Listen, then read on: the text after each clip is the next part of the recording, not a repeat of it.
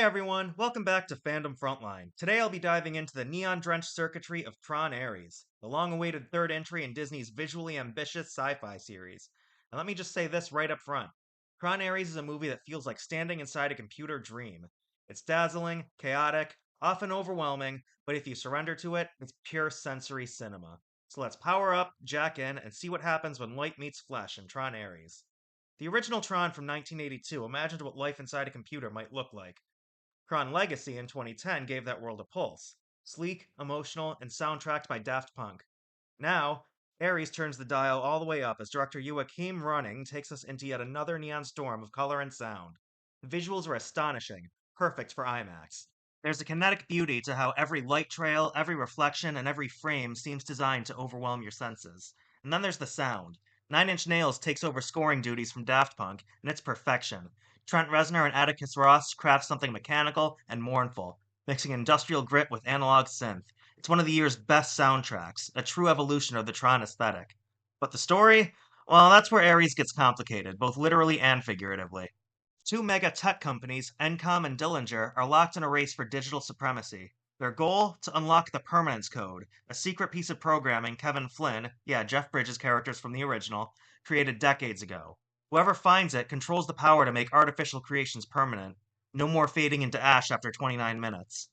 Greta Lee plays Eve Kim, Encom's moral compass of a CEO, and she's phenomenal. She's the human anchor in all of this light and noise. Opposite her, Jared Leto plays Ares, Dillinger's AI enforcer, operating at the whims of Dillinger's CEO, played by Evan Peters.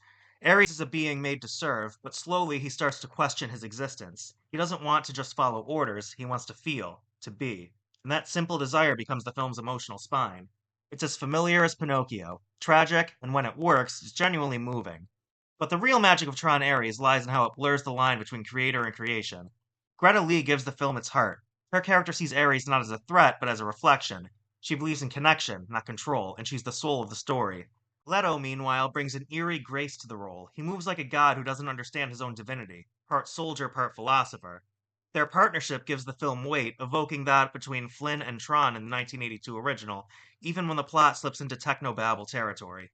And then, right when you think it's lost in its own wires, Jeff Bridges, the face of this franchise, returns. He doesn't have much screen time, but when Flynn looks at Ares and just says fascinating, it's a moment that hits like a heartbeat. Suddenly, this crazy, maximalist digital opera feels alive again. Make no mistake, Ares is loud and overstuffed.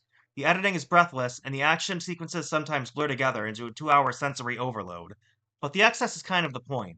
This is a movie about a world that's become too full of itself. A digital civilization that mirrors our own obsession with creation, control, and permanence. It's messy, maybe a bit overlong, and anything resembling story largely gets lost underneath all of the spectacle. But ultimately, it's a bold, beautiful mess. Tron Ares may not be deep enough to bother answering its own questions, but as a visual and auditory spectacle, it comes alive. And in the grid, that's more than enough. If you caught Tron Ares in IMAX, let me know your thoughts in the comments. Was it sensory overload or digital nirvana? Don't forget to like, subscribe, and follow Fandom Frontline for more deep dive reviews on film, TV, and gaming.